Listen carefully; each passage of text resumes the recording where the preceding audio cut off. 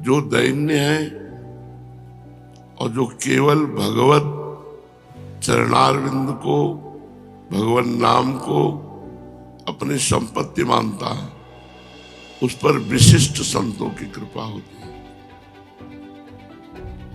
बड़े दिव्य संतों की। कई जगह दिव्य महापुरुषों के दर्शन हुए। दिन तो गंगा जी की धारा से 12-1 का समय होगा, जंगल ऐसे खंडहर बारंडा था, उसमें पड़े थे। देखा सामने से, पहले तो भारी सुगंध आई,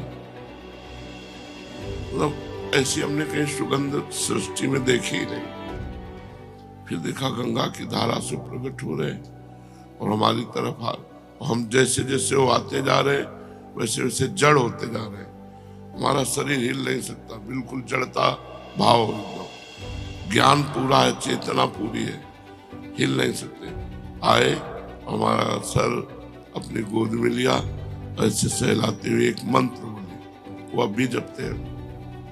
थोड़े समय वो अब भी जपते हैं, क्योंकि महापुरुष का दिया हुआ, किसी लाभ से नहीं, पर भगवान ही तो उस महापुरुष के रूप में आए और उन्होंने दिया।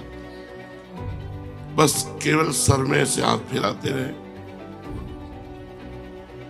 कई ऐसे महापुरुषों के जो बड़े ही दिव्य, तो अपने आप आपको संतों का सानिध्य मिल जाएगा यदि अहंकार रहित और भोग, इंद्रियों के जो भोगे जाते हैं, इनका त्याग। ये 2 बातें जरूरी है। कबीरदास जी कहते हैं, चदरिया जैसी की तैसी धरि दीनी। अपनी सुधा निधि में लिखा हुआ है, धरोहर की तरह ये शरीर गंदा ना होने पाए। आप लोग बड़े भाग्यशाली हैं जो आपको वैराग्य मार्ग मिला है, कोई छोटी मोटी बात नहीं। अब जरूरत बस 2 बातों की है, ना तो साधन का, ना संपत्ति का अहंकार ना हो, और किसी भी इंद्रिय का शास्त्र विरुद्ध भोग ना हो, तो आपके ऊपर अपने आप कृपा बरसती चली जाएगी। वैसे भगवान की कृपा अहेतुकी है, वो दीन पामर विषयी पुरुषों पर भी बरसती है, पर संतों की कृपा विशेष उन्हीं पर होती है। इसीलिए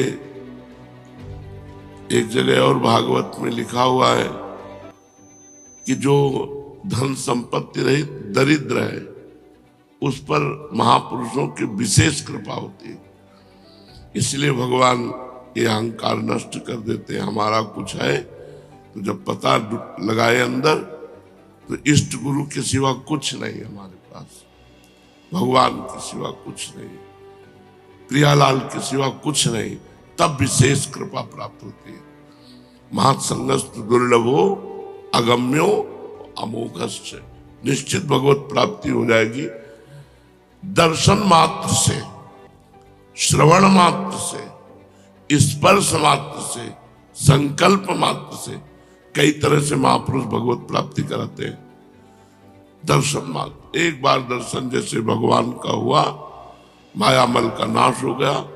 एक बार आत्म साक्षात्कार का जो भाव लिए हुए महापुरुष हैं, एक बार उनका दर्शन हुआ, तो हमारे मायामल का नाश। अब धीरे धीरे हमारी उन्नति आध्यात्मिक शुरू हो जाएगी। 2 बातें यदि हम ध्यान रखें कि अपनी इंद्रियों को गलत भोगों में न जाने दें और किसी साधन का अहंकार न करें, तो बहुत जल्दी हम पर अव्यक्त महापुरुषों की कृपा होती है। भगवान का साक्षात्कार होने के पहले भगवत प्राप्त महापुरुषों का दर्शन होता है। मतलब कई ऐसे महापुरुष जिनका साक्षात्कार हुआ।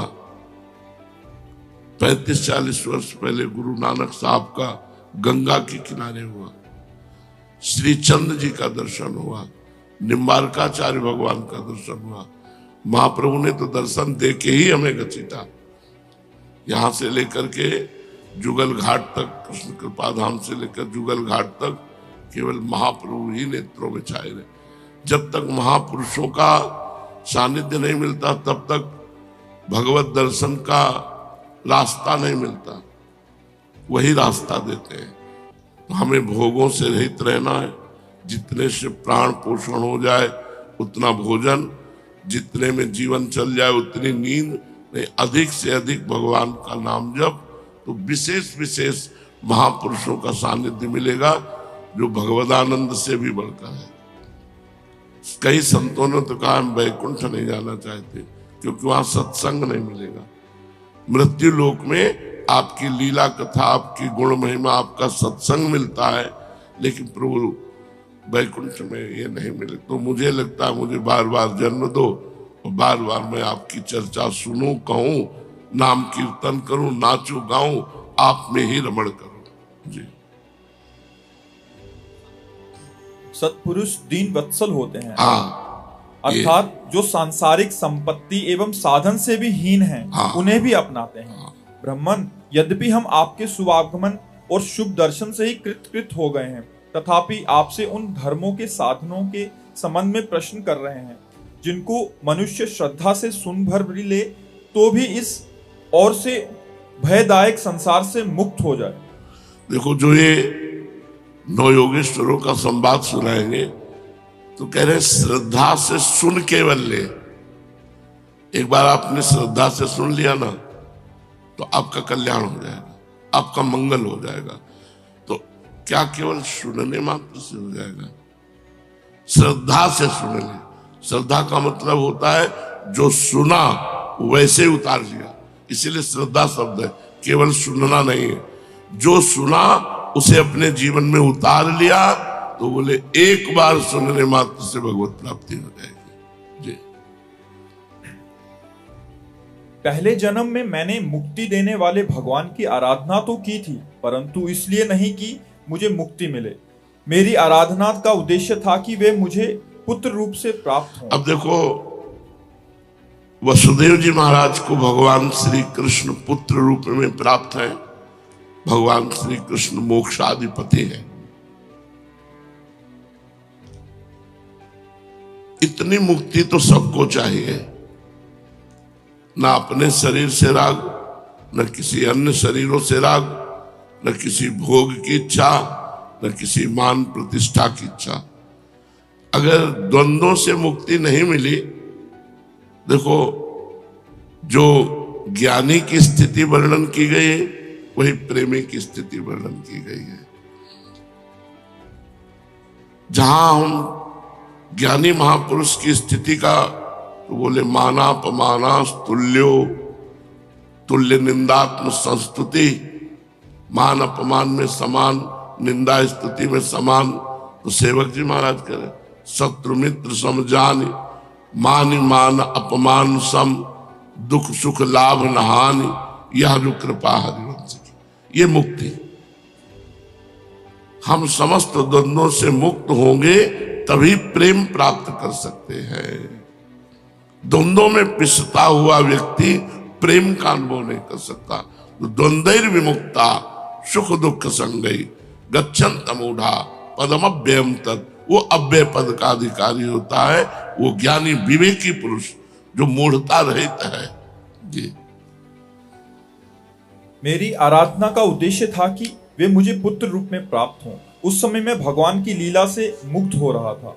सुब्रत, अब आप मुझे ऐसा उपदेश दीजिए जिससे मैं इस जन्म मृत्यु रूप भयावह संसार से, जिसमें दुख भी सुख का विचित्र और मोहक रूप धारण करके सामने आते हैं, अनायास ही पार हो जाऊं। श्री सुखदेव, देखो कितनी सुंदर बात है। संसार का प्रत्येक सुख जिसे तुम समझते हो वो दुख है। टोटल दुखालयम अशाश्वतम। किसी भी इंद्री का संयोग जो तुम्हें सुख लग रहा है, तुम समझते नहीं, ये भगवान की माया के प्रभाव से लग रहा है। वस्तुतः देखो, वसुदेव जी कह रहे हैं वो दुख रूप है और भगवान भी कह रहे हैं दुखालयम।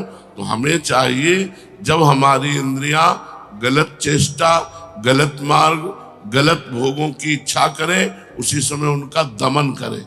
इंद्रियों का दमन कैसे किया जाता है? नाम जब चल रहा है और बार बार वो हमारे अंदर इच्छा प्रकट हो रही, उस इच्छा को बार बार हटा रहा है। नाम जब चल रहा, माना ही नहीं अंत तक उस इच्छा को, तो वो इच्छा नष्ट हो जाएगी। वो 10 बार 100 बार मन पेश करेगा, हमें मानना ही नहीं। एक बार की बात कैकेयी जी ने हटा दी। मंथरा से कहा अगर दोबारा बोली तो तुम्हारी जबान काट लूंगी। जैसे दोनों आंखें व्यक्ति को प्रिय होती है, ऐसे मुझे भरत और राम प्रिय है। लेकिन जब दोबारा बोली तो कैकेयी जी काट नहीं पाई और उस बात को स्वीकार कर लिया। ये मन मंथरा की तरह सलाह देता रहेगा, आपको प्रपंच में फंसाता रहेगा। आपको काटना होगा भजन बल से। अगर आपका भजन नहीं चल रहा तो जो चल रहा है उसी का मनन हो रहा है, वो सब गंदा हो रहा है। आपको भगवदानंद का अनुभव नहीं हो रहा, उसका कारण है मन का विषयों का स्फुरण।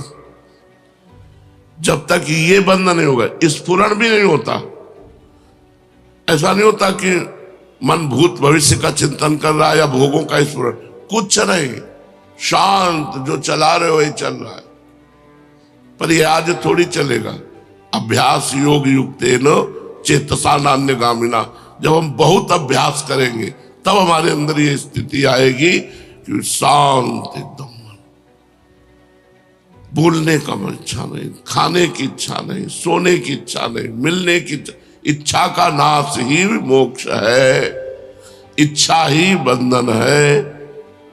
सकल कामनाहीन जे राम भगति रसलीन, जाहि न चाही कबों कछु, चाहना ही इच्छा ही यही बंधन है, यही भगवद विमुखता है।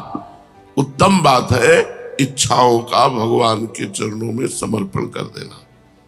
और कर पावे न कर पावे, आप तो वृंदावनवासी, विरक्त मार्ग भगवत उपासी, चाहे भले गृहस्थ हो, लेकिन यहाँ सब विरक्त है क्योंकि सब प्रियालाल के लिए आए हुए हैं।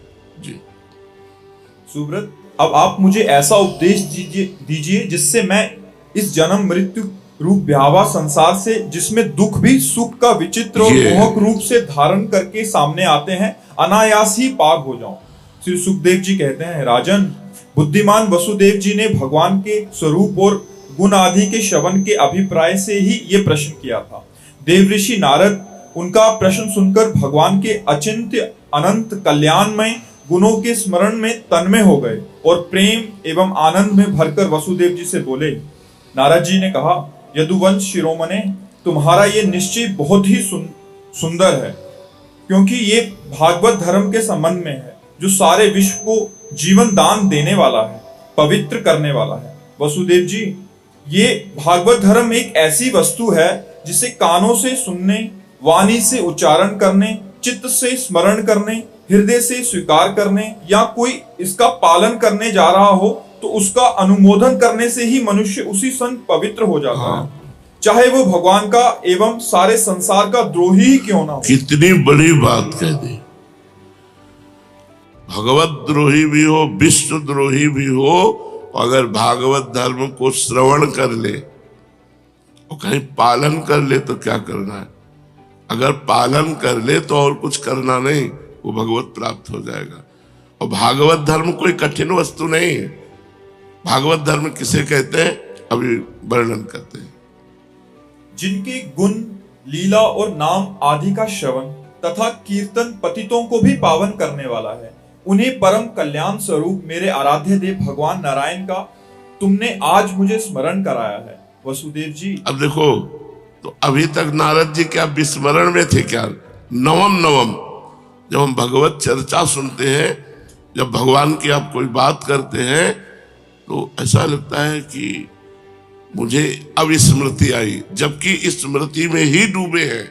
नवम जैसे कुछ लोग कहते हैं कि मंत्र जपते हुए थकान लगती है, नाम जप करते हुए थकान महसूस होती है, पाप, अभी पाप है।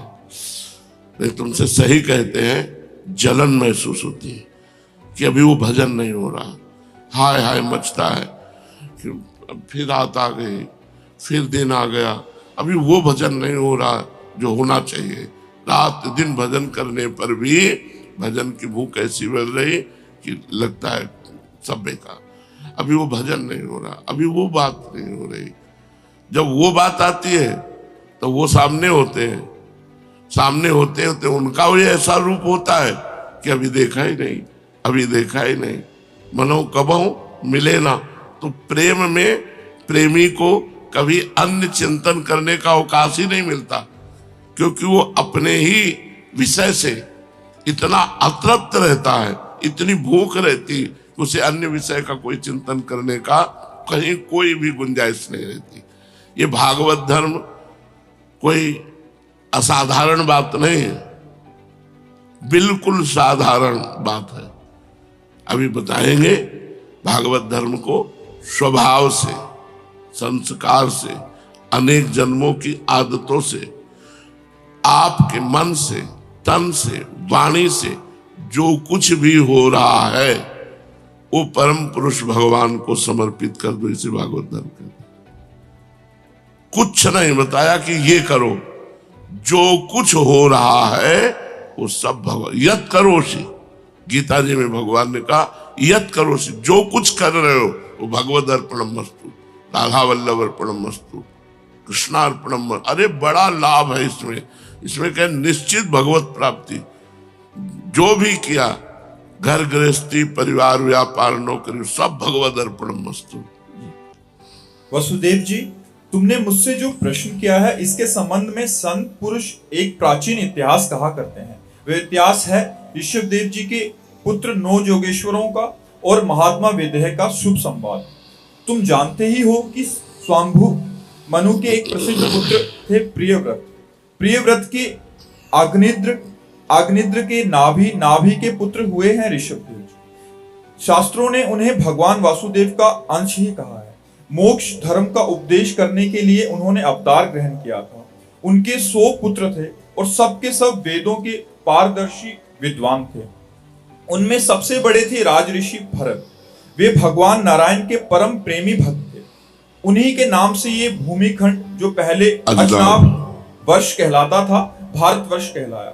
ये भारतवर्ष भी एक अलौकिक स्थान है। अलौकिक स्थान। महाभारत में हमने पढ़ा कि इसमें जन्म होना बहुत सुकृतवानों का काम।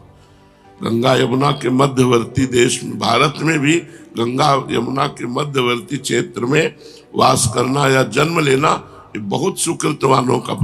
भारत में ये धर्म प्रधान देश है, यहाँ भगवत प्राप्ति का मार्ग है, अन्यत्र नहीं। अन्यत्र तो भोग विलासिता और नरक स्वर्ग, बस इतनी चर्चा है, भगवत प्राप्ति या मोक्ष आदि की चर्चा नहीं। ऋषि भरत ने सारी पृथ्वी का राज्य भोग किया, परंतु अंत में इसे छोड़कर वन में चले गए। वहां उन्होंने तपस्या के द्वारा भगवान की उपासना की और 3 जन्मों में भगवान को प्राप्त हुए। भगवान ऋषभदेव जी के शेष 99 पुत्रों में 9 पुत्र तो इस भारतवर्ष के सब और स्थित 9 द्वीपों के अधिपति हुए और 81 पुत्र कर्म कांड के रचयिता ब्राह्मण हो गए। शेष 9 सन्यासी हो गए। वे बड़े ही भाग्यवान थे। उन्होंने आत्मविद्या संपादन में बड़ा ही परिश्रम किया था।